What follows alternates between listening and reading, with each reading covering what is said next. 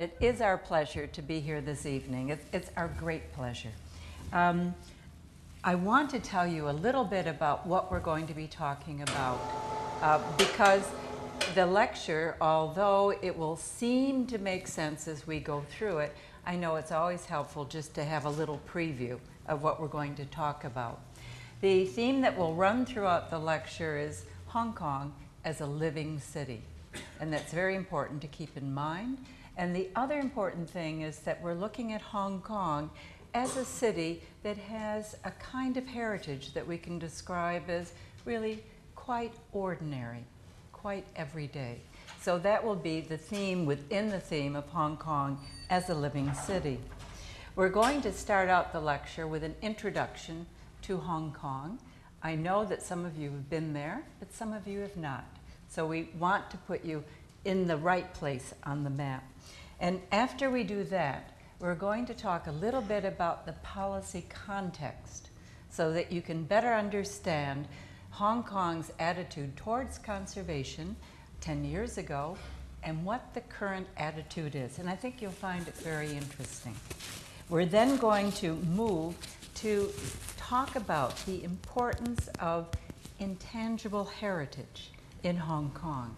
So we'll move from sharing what the city is, talking about the political context, to then talking about where the stress is today on what kind of heritage, intangible as opposed to tangible. And we're going to then take you to the Wan Chai district for a case study so that you can begin to think about the actual approach to conservation within Hong Kong today.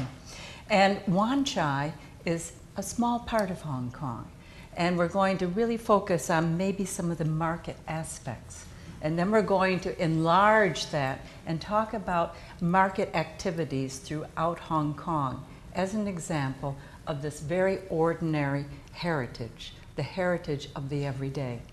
And finally, we're going to conclude, and we're going to share with you some very simple principles that we think help ensure that a city like Hong Kong remains a very living, very dynamic city that recognizes its heritage, and especially the heritage of the intangible and the heritage of the ordinary.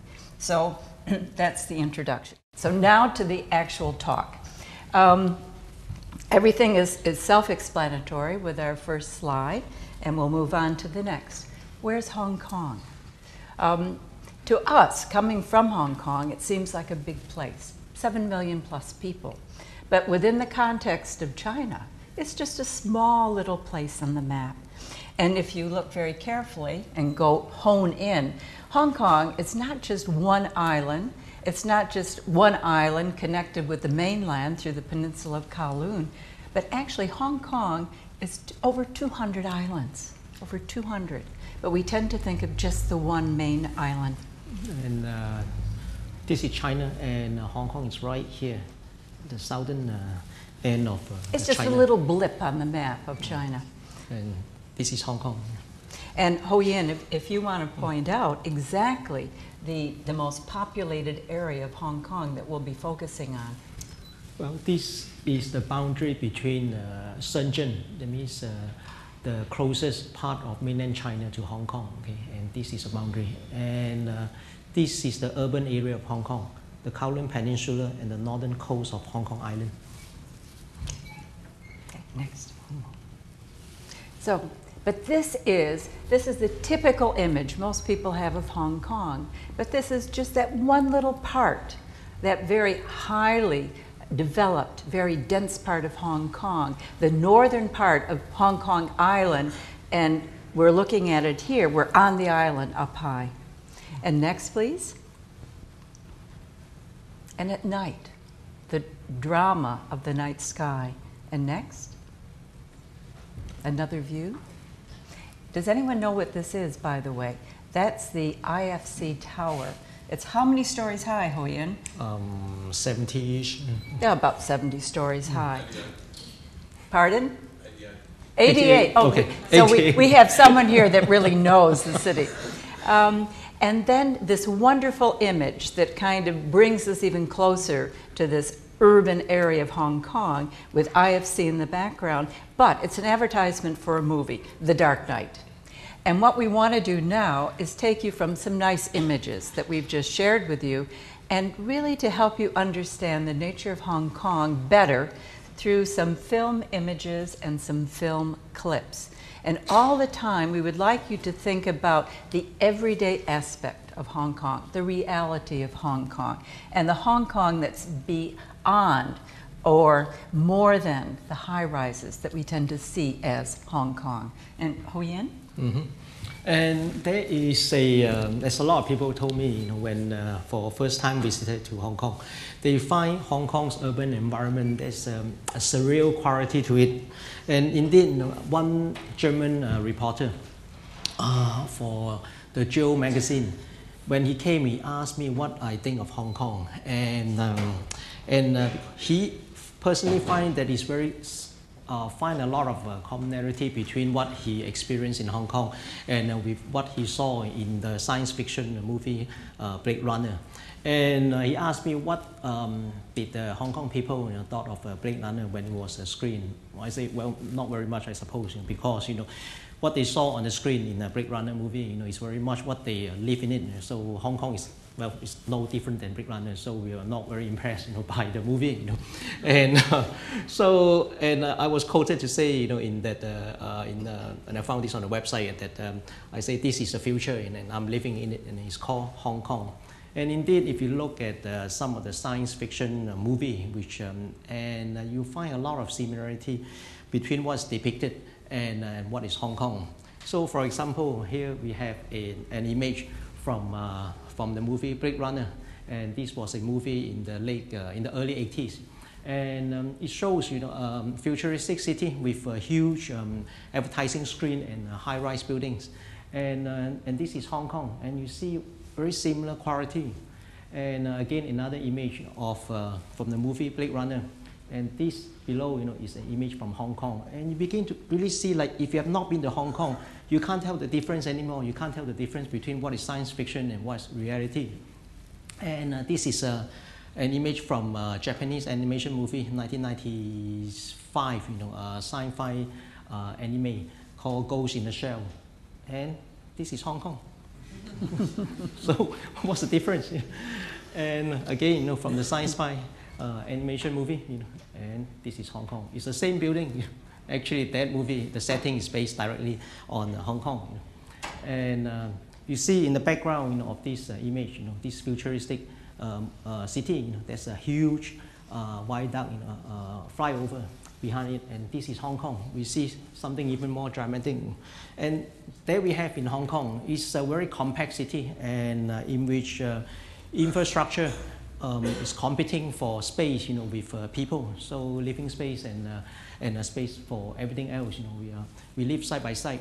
And let me show you, then in that case, if this is such a modern futuristic city, where is the cultural heritage? And it is a city that's not very old. I mean, nothing that's like Rome, or even Vancouver. They go back to hundreds of years or a few hundred years, And Hong Kong as a city founded by the British when they first came to Hong Kong in 1841. That means, the city of Hong Kong, the history of the city of Hong Kong really began in 1841. And much of what you see in Hong Kong today were built after the Second World War, and specifically in the 50s and the 60s and beyond. So nothing is very old in Hong Kong. So where is the cultural heritage? And the cultural heritage that we see in Hong Kong, as Lynne just mentioned, is really the everyday living, the way of life, the everyday living, the life of the common people in Hong Kong. And in terms of its physicality, there seems to be not much about it as a cultural heritage, but this physicality is really an expression of old tradition that's been passed down from southern China for hundreds of years, and in the process, it has assimilated with Western influences, and today, it becomes something uniquely Hong Kong. And I'm going to show you. Okay, this is Hong Kong. Okay, and in all its modernity, but I'm going to show you a clip from a 1960 movie called The World of Susie Wong. And this shows the hero, an architect actually, a failed architect, and called Robert Lomax, played by William Holden, and walking down a typical street market in Hong Kong, which is something that you will still find today. And this is part of Hong Kong. And even though this depicts Hong Kong, a street market in Hong Kong in the late 1950s, and today if you go to Hong Kong, you'll find something very similar, if not almost exactly the same. It shows the continuation of this common everyday cultural heritage that you will find in Hong Kong. And next, I'm going to show you a clip that depicts the futuristic city that's based directly on Hong Kong. And it shows this futuristic city in the year 2029. But if you go to Hong Kong, you'll find, well, what is depicted in the movie exactly the same as what you will see today in Hong Kong. So the future, but it's present. And what we're going to do now, we're going to look at some of the policy context for conservation, the way it was carried out and the way it is now carried out. And I'll be talking about the first part. And this is what we call the policy saga of protecting the heritage of a living city. Tung Chee-hwa. After the handover, who was the first person in charge? It was Tung Chee-hwa, the chief executive. And in his policy address of 1999, he specifically pointed out an important aspect of what we could call our heritage in Hong Kong. And it's very interesting what he said.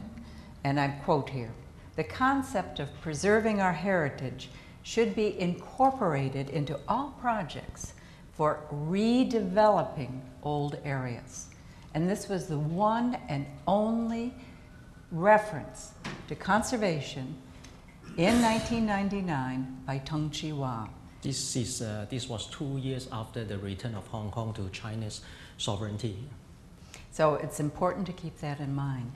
And at the time, if we look at the government organizational chart, we have to look very, very hard to find where heritage even is. So we follow that nice little red dot and we come to one little box and it says Leisure and Cultural Services Department. And it's at the bottom and it's under the Secretary for Home Affairs, who is under the Financial Secretary, as well as the Chief Secretary for Administration. But just think about that. It's all the way down at the bottom, all the way down under one secretary. And next. And one of the issues that really became very important during this time is, why conservation? What are the socially relevant purposes for it? And for example, when you look at the upper right-hand corner of the screen, we have a private house associated with, actually built by and for, a very wealthy Chinese gentleman. And the house is being turned, and was turned into, I should say, a museum in honor of Sun Yat-sen. Is this a socially relevant purpose? These were the questions at the time. Or if we look at the bottom right-hand corner, it's very hard to see, sorry, you're right, I'm looking, obviously. We see another structure, and this actually was a school connected with the Communist Party. And again, it became a declared monument, but what was the socially relevant purpose? Or if we look on the other side of the screen, two more buildings, both of which were private residences. And the question is, what do we do with them in terms of conservation to make sure that they're socially relevant? Another issue, so-called societal expectations versus urban renewal interests. All four images relate to a very embittered battle that took place on a street called Lee Tong Street in Wan Chai, which is a district in Hong Kong. This was a street just absolutely lined with shops on both sides that sold items connected with weddings. The printing of wedding invitations, the red packet to contain the money that was given to the couple, etc. And the Urban Renewal Authority felt that this needed to be redeveloped, even though the buildings were structurally sound. But the Urban Renewal Authority had the power because all approvals were in place by 1997.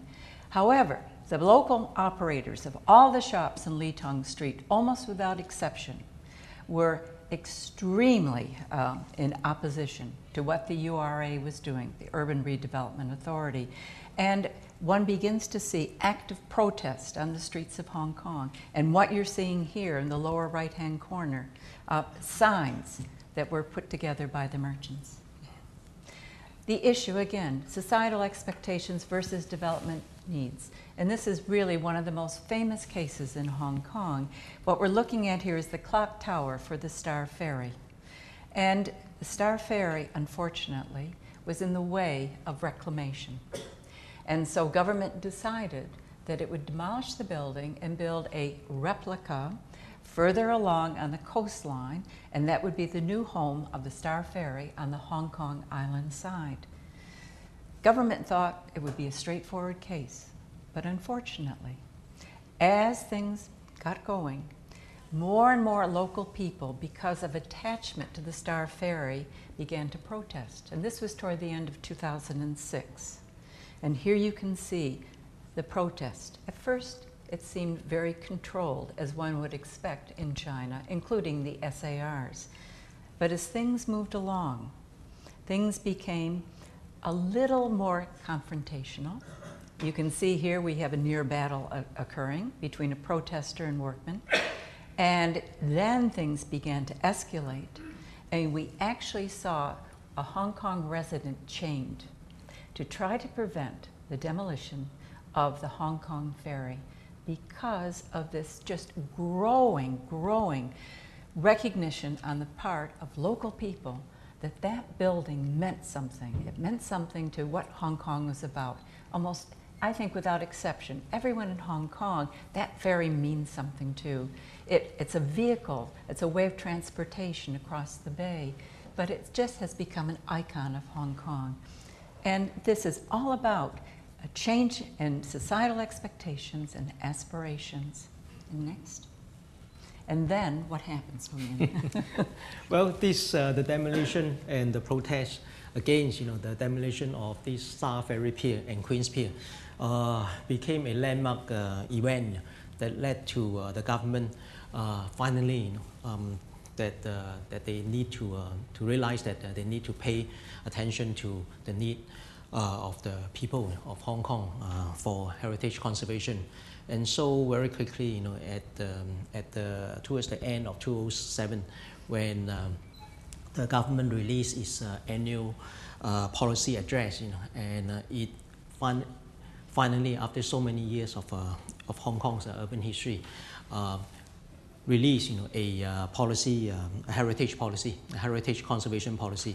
And I was asked by the local newspaper to comment on the conservation aspect of this policy address, especially on the policy on this heritage policy.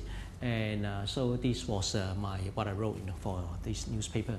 And this paragraph in particular sums up what I felt about the policy. So in this case, I wrote, conservation in the context of a living city should be less about preserving individual buildings as state monuments and more about the living heritage of established communities that give Hong Kong's urban experience such enchanting qualities.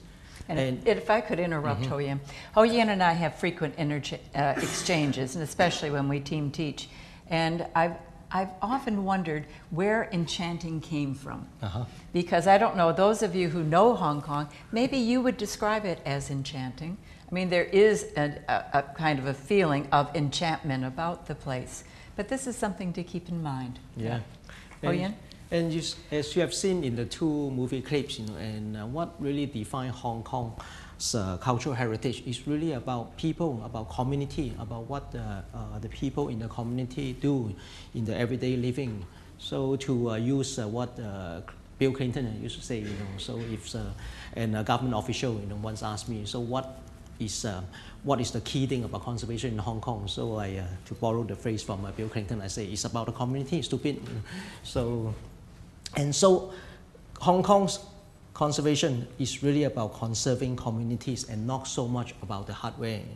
And finally, because of this recognition of the government, slightly belated recognition by the government of the people's desire and aspiration for conservation, and this very comprehensive, to the government's credit, this very comprehensive heritage policy was released. And in this policy, and all the issues that we covered earlier, we mentioned earlier, it's been addressed. And for example, in terms of the conservation for what socially relevant purposes, so this has been addressed, through partly through this revitalizing historic building through partnership scheme, and this is the essence of it. And by this conservation is by means of good adaptive reuse of historic building to give this building a new lease of life for the enjoyment of the public. So it's not confining just to a museum or treating buildings as a monument, a dead monument, or a piece of artifact to look at. And it's really to give the building a relevant usage, so that it can serve the community in a more relevant way. And but most encouraging of all, is the issue of political will and government support. And previously, you have seen before this 2007 policy address, conservation is given a very, very low priority in Hong Kong by the government. Is the responsibility of a very low-level office called the Antiquities and Monuments Office, which is tucked away, hidden away in the government structure. You can't even see it in the government organization chart. But today, after the 2007 policy address, an entire bureau with 1, 2, 3, 4, 5, 6, 7, 8, 9, 10 departments is devoted to conservation. So you can really see, this remarkable change. And another issue that has been addressed, is okay, this is the same thing, conservation for socially relevant purpose. So money has been put aside, $1 billion, for creative conservation, and the key word is creative. So, and the government is challenging the community to come up with a creative idea to give heritage building a proper use, creative uses. And maybe I could just add to that. There were 7 buildings in the first cluster that were being essentially tendered out to nonprofit groups. And those tenders, credible response to them. The so-called winners have been announced just recently, within the past week. And a second cluster of buildings are now going to be released to the community for community use, and of course with government support for the conservation of each of the buildings. But this is a very important initiative and an example of private-public partnership, PPPs. That's right. And what about the most contentious issue in terms of urban renewal interest? So, and this has been addressed somewhat, but this is ongoing, and it is, by letting the community take the lead in conservation. So no longer this top-down approach in urban renewal is being accepted by society, and the government has recognized this, and the whole urban renewal strategy is being reviewed currently, as we speak, and so the key thing is to see, in what way the community can be involved in making a certain key decision in urban renewal. So we'll see, and there's also development needs and societal expectation in conservation. And in the recent past, before 2007, there was this debate, especially among government officials, about the need to balance conservation and development. So by having this argument, that means the government sees development as against they see conservation as an obstacle to development, and there's a need to balance the two of them. But today and conservation needs has managed to convince the government that conservation should be seen as an opportunity to development, as an alternative form of development. And earlier I spoke with Diane of The heritage. Yeah, of the Vancouver Heritage organization, and she told me that her organization sees conservation very much as part of as a way, to contribute to the idea of a sustainable city, and this is exactly what conservation should be about, especially in the context of an urban environment. And could I add to this, William? One thing I'd like to add, and we've not mentioned, with the handover, there really was a profound shift we've observed in how people saw themselves. And people saw themselves more and more as Hong Kongers, and there was more and more effort on the part of people to begin to establish what was special about being a Hong Kong person. And in many ways, this article reflects that, defining ourselves, who we are, what we are. And there have been numerous surveys. Do you see yourself as a member of a part of China? Do you see yourself really as part of Hong Kong SAR? How do you define yourself? What are your attachments? Where are your memories grounded? Are they grounded in an ancestral village back in mainland China? Or are those memories now grounded in Hong Kong? And this kind of shift, and we've seen it in our students. Our students, by the way, are professionals in their 30s, 40s, and even 50s. And we have seen them more and more being so proud to be Hong Kong, and them defining themselves as Hong Kong, not just Chinese, but Hong Kong Chinese. Yeah. So this is all very much a part of this shift, this change in attitude towards conservation that has really swept from the grassroots up to government and is reflected in what government's doing now. Yeah. And in this article, this particular paragraph is hidden somewhere here, but blown up here, and it really sums up the current attitude of the Hong Kong people towards conservation, especially among the younger people. And conservation is no longer seen as a backward-looking thing, only towards the past, but is seen as a forward-looking thing, as a part of the sustainable development of a city. So I quote from this article, defining Hong Kong is not just about branding or hanging on to the past. Heritage is not just memory, it also involves reflection from the past that help project our aspiration and hopes into present and future. A city is not defined only by its economic wealth and physical impressiveness, but also by its institutional vibrancy and cultural richness. So Hong Kong in the past, in the recent past, is always seen as a place to make money and only make money only. And Hong Kong people is always until very recently have been seen as people who care nothing else about money, but no longer. And today's younger generation, they do. And I've seen a newspaper article reporting interviews of younger people about that against certain development, and they all share similar view. And the view is if the developer is able to make $50 million instead of $100 million, I mean, why don't they simply make $50 million instead of $100 million? I mean, this, to a lot of places, to more well-developed places like, for example, Vancouver, this seems like a no-brainer. But this kind of attitude is relatively new to Hong Kong. Until, as recent as I would say just before the handover, 1997, and the popular attitude in Hong Kong is that if land is given opportunity to be redeveloped, and most Hong Kong will opt for 100% maximum redevelopment rather than developing less so they can save part of the heritage content on the site. So that was the attitude then, and also and you can see from a sample of articles from the newspaper, there are more concern among parents, among school teachers about teaching of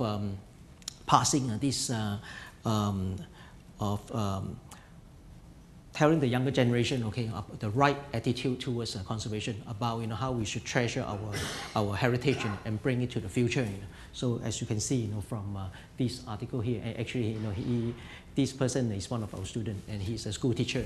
Yes, and I could add, I think many of you would know this, but I was really shocked when I found out that in the curricula for schools, for children, for young adults, there was very little coursework at all about one's Chinese heritage.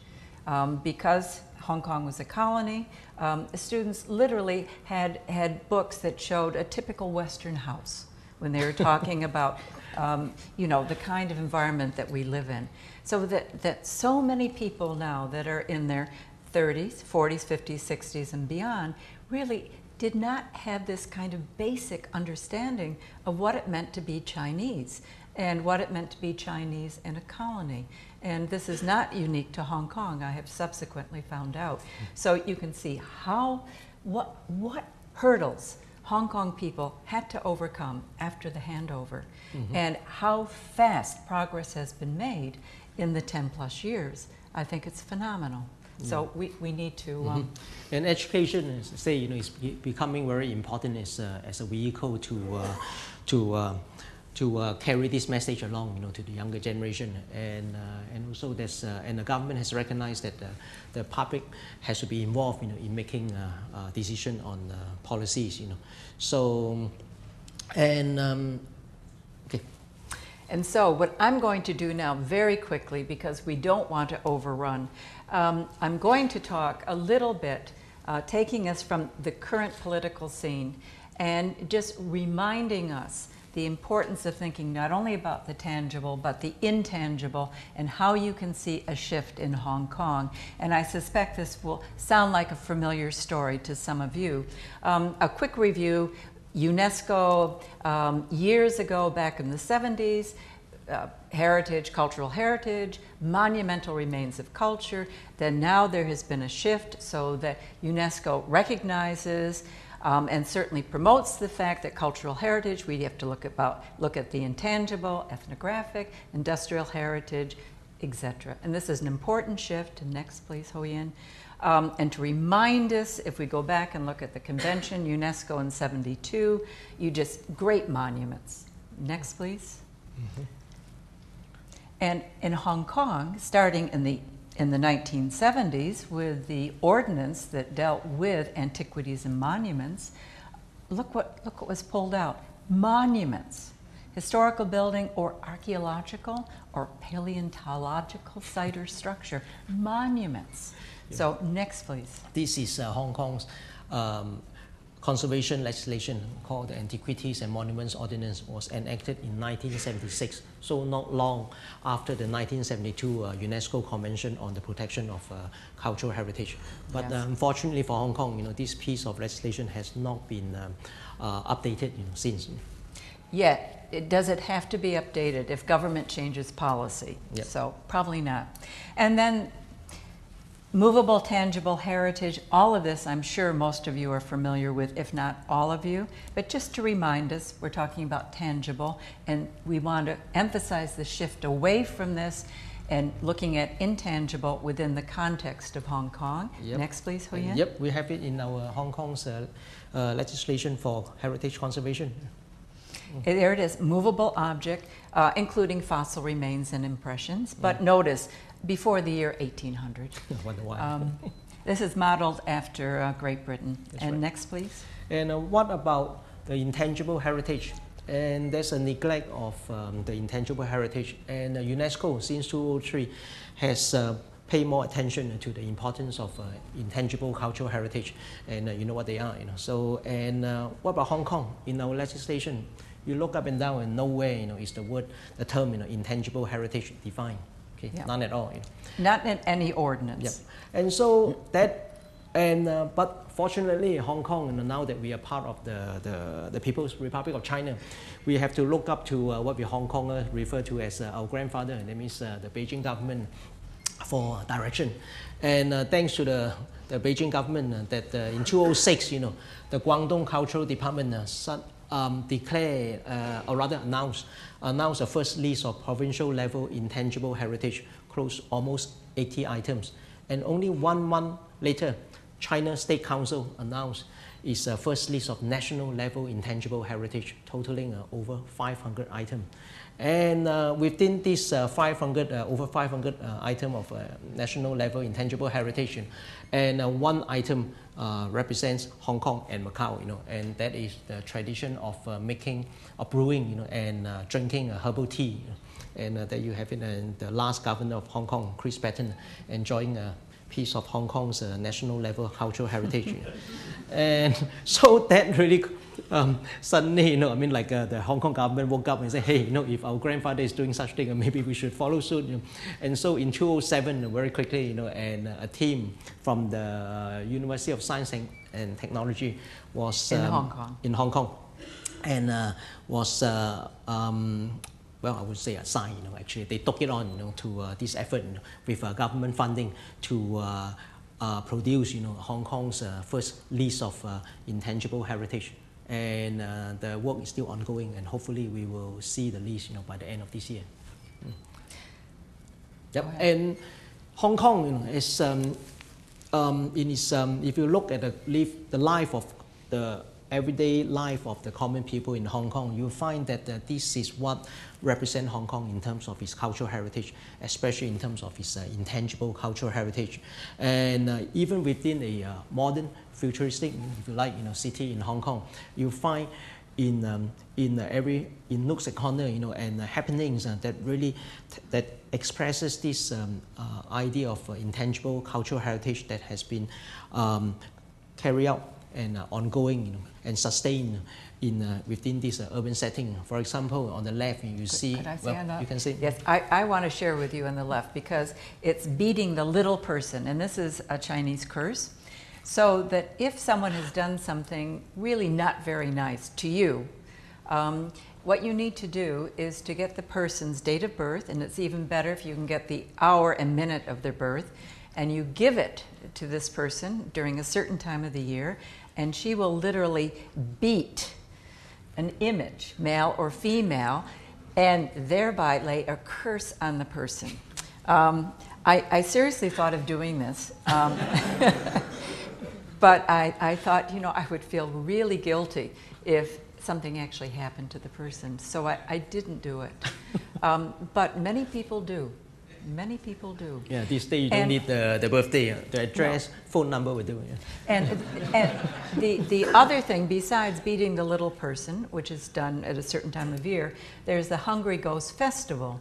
And this is the festival where people who have died and have not really had closure in their life on earth wander the streets as hungry ghosts. And you may kind of, smile at this and think, well, is this really believed? And I can assure you that it is believed. Our students, graduate students, professionals, many of them talk about the reality of the Hungry Ghost Festival. So these traditions are very much a part of ordinary Hong Kong for certainly a certain segment of the community.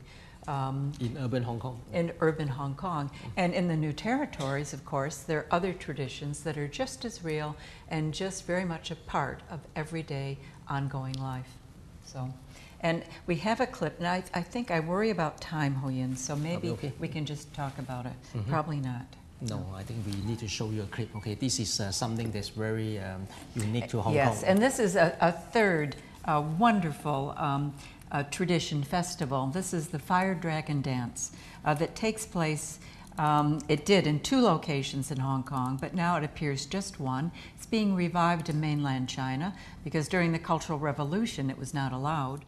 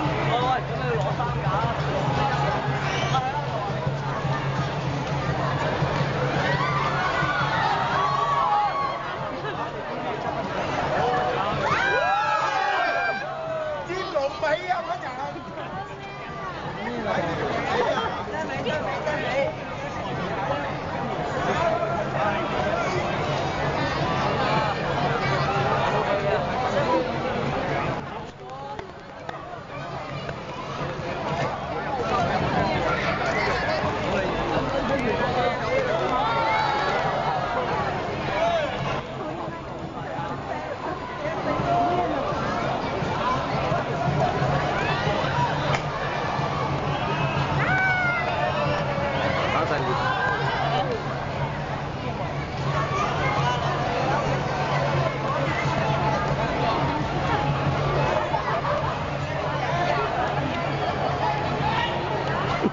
你仲睇得落去？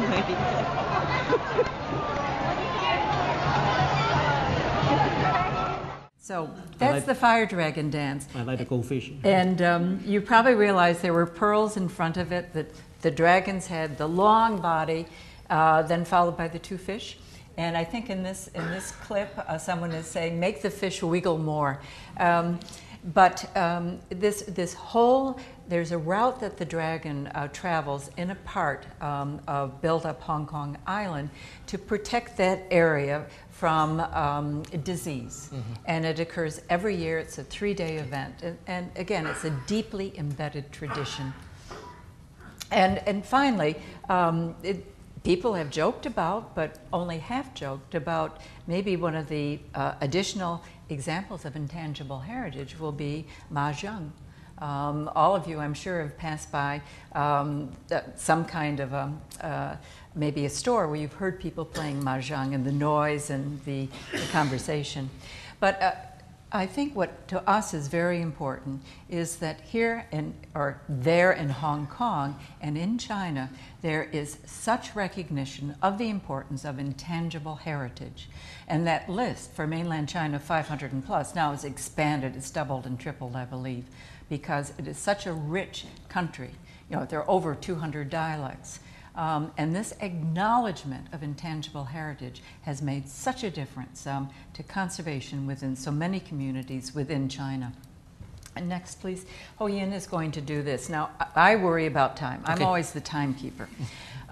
So, Ho Yin, we have to race. Okay, we are going to bring you to a very interesting district in Wan Chai, and this really represents Hong Kong as a living city. Okay, this is Hong Kong, the island. Okay, and we're going to look closely at this part of Hong Kong.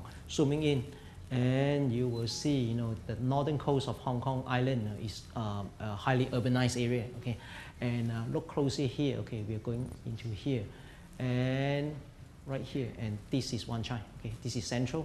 This is Admiralty, this is Causeway Bay, and Wan Chai is right here, just behind, you know, this convention center, right, on the harbour front.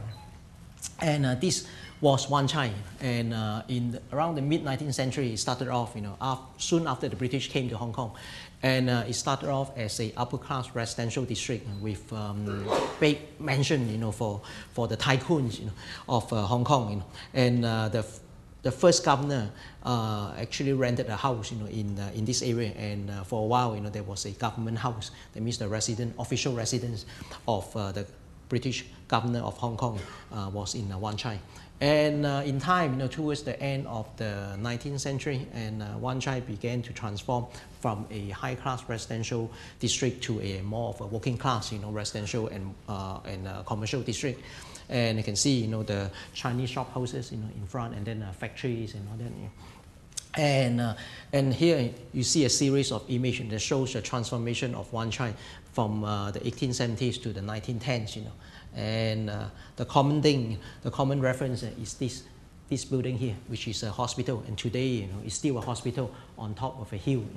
Okay, and finally in the 1910s. You know, and you see Wan Chai becoming more of a dominantly Chinese dominated district rather than a Western district.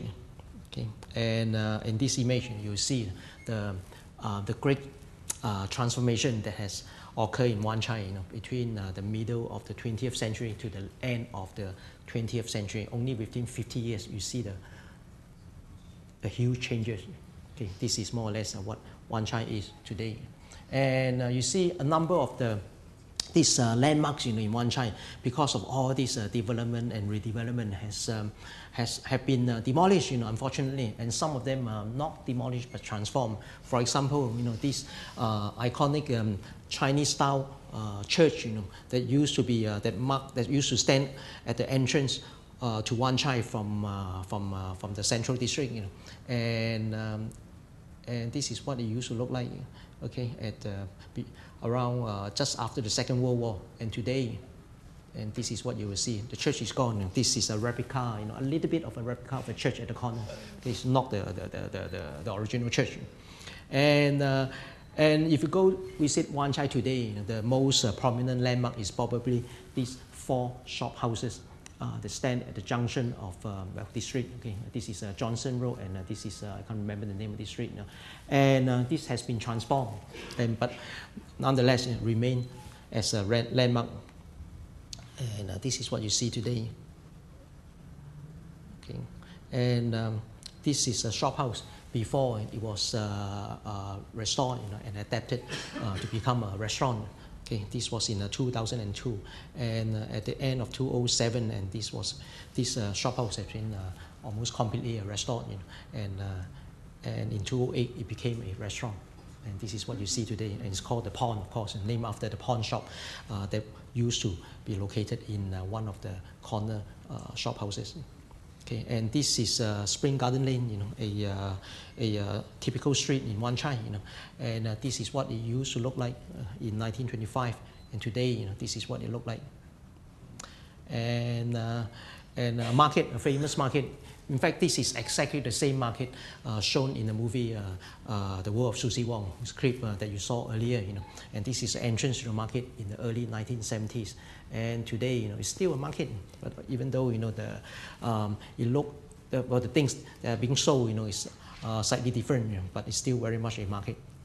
And Wan Chai market, this is an indoor market built by the British, and that is still located close to this street market. And this was the first generation Wan Chai market. It was demolished in the 1930s, and to make way for this Art Deco market. This happened in 1937, and this is how it looked today, during the day. And today, it's closed, and when it was still under operation, and this was how it looked like inside the market. And the plan, is that the market will be demolished to make way for a high-rise residential and commercial tower, and the deal was done before the handover. But after the handover, with increasing awareness in heritage conservation, so there was a lot of protest, and the Urban Renewal Authority, which is the body in charge of this redevelopment, is under a lot of pressure from the public not to redevelop the site. So as a compromise, and this is what they have come up with. Okay, this is the published photo image, but in reality, this is what's going to happen. Okay, well, I think it's a bit of a joke, So no, it's not, Hoyan. Well, perversely, I hope that this will be built, so that we can use it as a negative example, for our students. But we have enough. I would just like to add that this what happened here, unfortunately, this is a legacy, as Hoyan said, from before the handover. Yeah. When deals were made between an arm's length government agency, the Land Development Corporation, and certain developers. So done deal, and it was only with extreme political pressure that the developer would at least make this kind of change. Mm-hmm. It is not a success story. This is probably that market, one of the best remaining examples of an Art Deco institutional building in Asia. Yep. It's a very important building. Okay, and we are going to show you a series of images of street markets in Hong Kong, and this probably is one of the things that you find in Hong Kong that most exemplify Hong Kong's everyday life, cultural heritage of the common people. Okay, and so we have the dry street market that sells dry goods, basically a shopping street, and the wet street market, that sells wet goods, that means food stuff. So first, the dry street market. Okay, this the prototype came from Guangzhou, in other southern Chinese city. You have it way back, in the 18th century, and this shows a typical dry street market in Guangzhou, and in the 19th century, the same here, and this is Temple Street. Those of you who have been to Hong Kong, you know that this is probably the most famous dry street market in Hong Kong, and this is also a dry street market example of a dry street market in Hong Kong. You've already seen this image. If you think it looks familiar, it's because it is. Yeah. And in the past, the street here will be lined with stores, but today, those stores are very much regulated, and you don't see very many of them. And the more common, well, what really undermines Hong Kong dry street markets, which means that it's undermining Hong Kong's cultural heritage, is the mega shopping mall, putting everything, inside a box. And so as a result, you don't see any of the activities anymore. So no longer are the shops, facing the street. No longer, stores are allowed. And well, worse still, and this is a urban renewal authority project. You have developments that produce a shopless street with no shops. So all you can do is just simply walk the street here, become a functional space, rather than an actual place, for people to enjoy. And the more common form of street market are the wet street markets. That means selling foodstuff. And this shows, the street market in Hong Kong before it was subject to government management in the late 50s. And today, you see in Hong Kong, you see many of these markets all over Hong Kong, especially in the older urban district of Hong Kong. And they serve the people well when people go to this market to buy the things they need every day. And these are images, that we took, in one of the street markets in Hong Kong. And okay, and this is another street market. And another one, and sometimes you see a mixture of both wet and dry goods in the same market, and this is definitely very wet seafood. And Hong Kong's wet street market, like its counterpart, its dry street market counterpart, is under threat because the government has been systematically putting all the stores within these indoor markets, and so confining them to boxes. And sometimes this indoor market for this foodstuff are placed underground in basements. And well, supermarket, and previously supermarket, they don't pose a threat to a wet street market because they sell different things, but today many of the street market chains in Hong Kong, they start to sell things that are being sold in wet street market. That means fresh product, meat, vegetable, and sometimes they set up store to simulate a wet street market. So, and these are probably two of Hong Kong's most famous street markets, wet street market and dry street market. And they are located in Wan Chai. And to give you some location reference, this is the Wan Chai market, the Art Deco market over here. And the two street market is located here at the cross. And that means over this side in this photograph.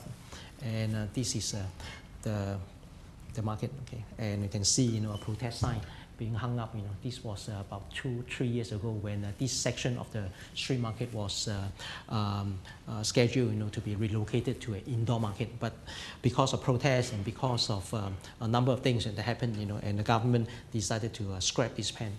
And so, thankfully, this section of the street market remains today, and probably will continue to be around, in the very near future. And some of the scenes, from these street markets.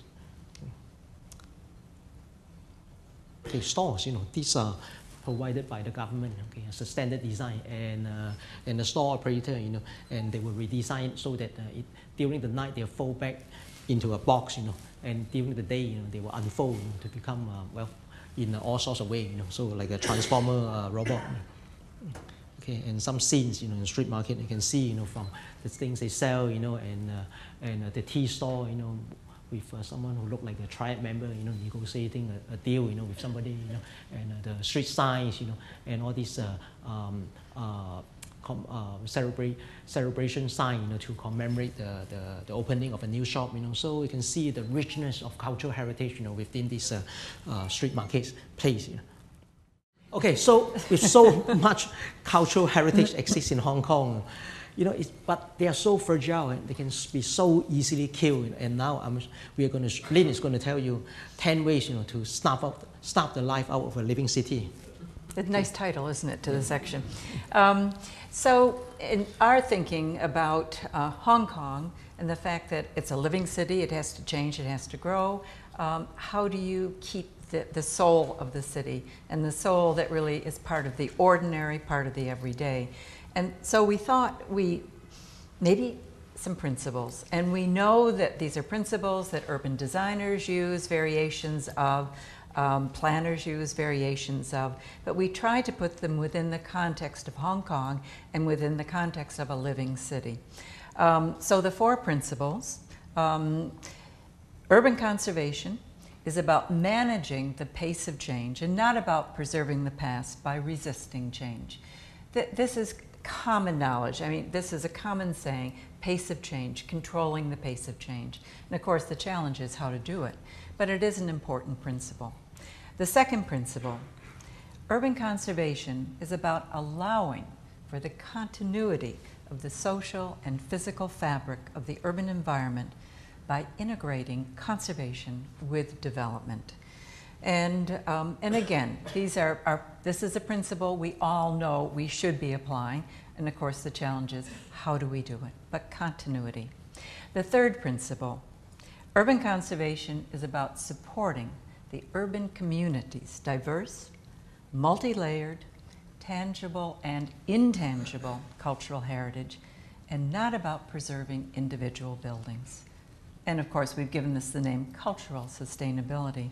And finally, urban heritage is about protecting the tangible and intangible cultural heritage most valued by the urban community, the most direct stakeholders. And we said that this is political sustainability, particularly if you're democratic. But let's look in more detail at the principles, and then we're going to introduce some, I think, some fun ways of thinking about them. The killer principles. The killer. So the first principle. No, not yet. Okay, but this is the context, you know. Yes. So the context is Hong Kong is a living city. It's a city of change, you know. So since the mid-19th century, when Hong Kong was founded as a commercial city by the British, has undergone, you know, continuous change. Okay, this is Hong Kong in the mid-20th century, and at the end of the 20th century, and the beginning of the 21st century. So you see the change that has happened to its physical appearance. Okay. And so, if we think about our first principle, what can kill it? What can kill it? So, living city killer number 1, the nostalgic city. Keep everything old, turn Hong Kong into a museum or an archaeological site. So that's living city killer number 1, the nostalgic city. And next, please. These are example of nostalgic city. You know, so the first slide was Pompeii, and this is the Forbidden City. They are not living cities; you know, they are big cities. And how many of you have been to Beijing, to the Forbidden City? It's a museum. Yeah, okay. It's dead. It's a museum. So next, please. And finally, for our living city killer number 1. Oh no, go back, Koyan, please. Nostalgic city. In Hong Kong, if you know, I don't know if you know that within the new territories, there are over 600 villages. And some of these villages are now essentially ruins. They're very romantic, they're nice to visit. But do we want that to happen in Hong Kong, to, you know, turn Hong Kong into a series of deserted villages? Mm-hmm. Nice for 19th century thinking. So next, please. Living city killer number 2. Amnesia city. Make everything new. Turn Hong Kong into a perpetual construction site. The economic downturn does have some good benefits. Number 2. Yeah. Okay, let's finish. Okay. Okay. So, urban conservation, this is our second principle, is about allowing for the continuity of the social and physical fabric of the urban environment by integrating conservation with development. Now we'll look at the killers of this one. So, living city killer number 3, the mega shopping paradise. Destroy the neighborhood, bring in the shopping mall. Another slide, bring in the shopping mall. Yep. Living city killer number 4, the nostalgic shopping paradise. Destroy the neighborhood. Bring in a shopping mall that imitates the old neighborhood. Next, please. This is a no neighborhood. Unfortunately, it's being demolished And this is what it looks like today, you know. And in the very, very near future. And guess what? You know, they're going to build look like that. a shopping mall that imitates the past, you know, what it was before, you know. Yeah, and including So why including a bother? pawn shop. Do you all recognize the symbol for a pawn shop? It's the red sign, 2 parts, that you see almost upper center. Okay, next please. And our third principle, urban conservation is about supporting the urban community's diverse, multi-layered, tangible and intangible cultural heritage, and not about preserving individual buildings. And how do we kill it? And how do we kill it? So, city killer number 5, save the shell. It's all about appearance. This is a real project. It's a real project. Or, save the facade. It's all about saving face. We thought that was clever given the Chinese context. Yeah, this is just a facade, you know, and this is another real project, unfortunately. Yes, these are our government-supported projects under the old regime. Yeah. Okay, next please. Living city, killer number 7, the tourist town. Get rid of the community, bring in the tourists. Well, this was almost a real project, okay, and that image you saw earlier, you know, and is an area called the Blue House area, okay, because, you know, the landmark building is a building painted in blue, you know, and it's called the Blue House, of course, you know, and the plan was to turn the area into a tourist spot, and well, and then Living city killer number 8, the tourist theme park. Yeah, because that, if you think that was the bad news, you know, I mean, the worst news is that it's not only the place is not only to be turned into a tourist town, but a tourist theme park. Yeah, and essentially creating a Disneyland, and you see that very clearly on the right.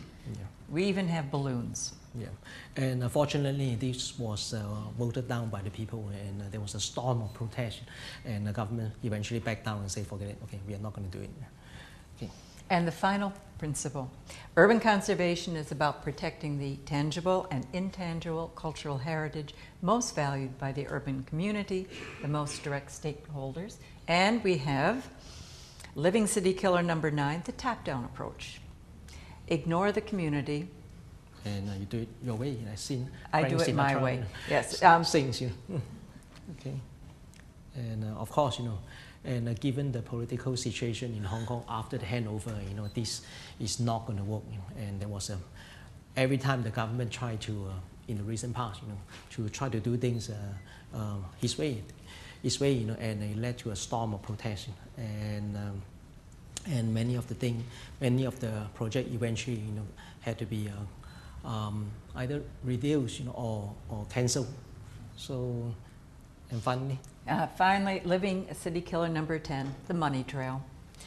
Buy out the community, show them the money. Yeah, because in Hong Kong, for any urban renewal project, the affected community, they will be compensated. And but a lot of the members of the community just simply, well, they didn't want to move out of the project, and so they refused to accept the money. But under the law, you know, if 90% of the community, you know, have been persuaded to accept the money, and then the remaining 10% by law, you know, will have to accept the money as well. So there's no real choice. You know. Either you accept the money and move out, or you wait until such a time, you know, that all your neighbors, you know, have accepted money, and you're forced to take the money and go.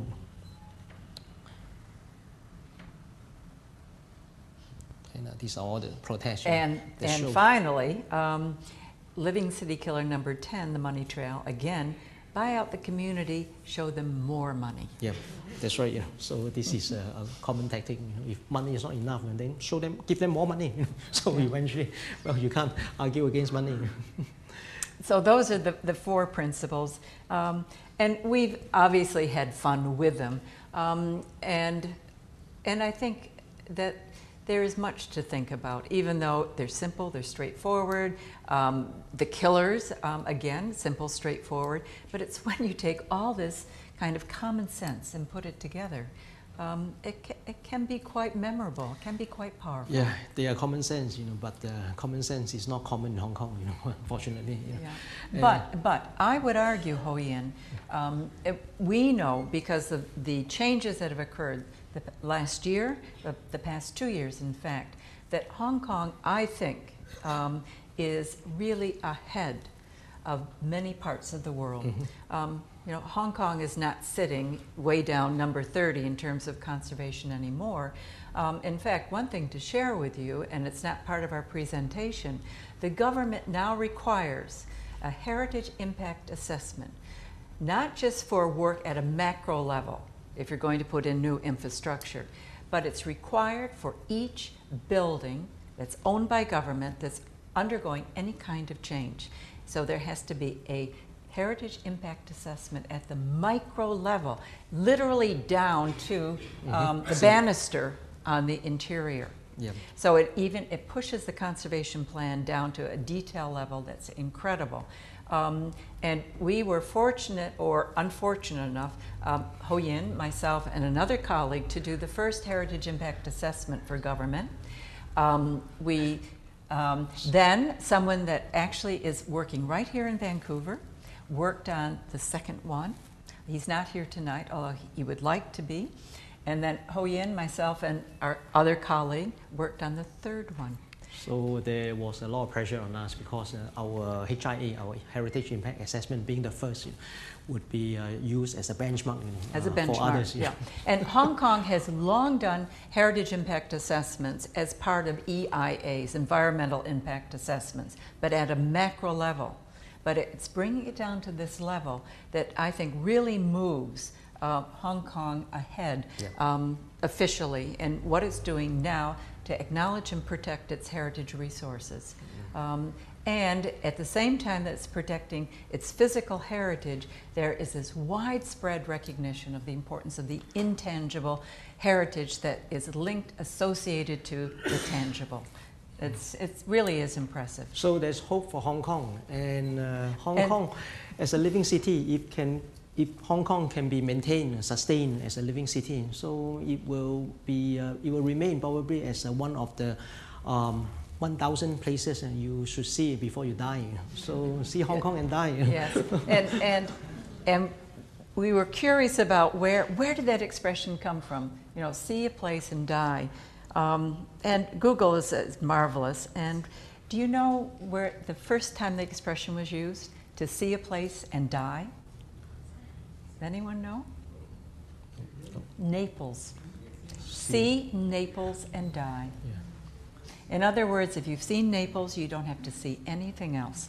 So see Hong Kong and die. And next, please. Okay. And so if you have a chance, to go to Hong Kong, you see the contrast, between modernity and tradition, and between high rise, and common everyday living, on the street, and this again, the pair of images that show you the contrast and the contradiction that you see, you will find in Hong Kong. And so this image, and this is one of my favorite images. It shows, a tradition that's been carried out, in Hong Kong for over 100 years, and the Hungry Gold Festival, and in the backdrop you see a very modern mega tower. Yes, that's lit up with neons that just flow with color back and forth. And this is the last slide of the evening. We thank you very much. We hope that perhaps there's something in what we shared with you that maybe lets you think about your own place in a slightly different way, or maybe not.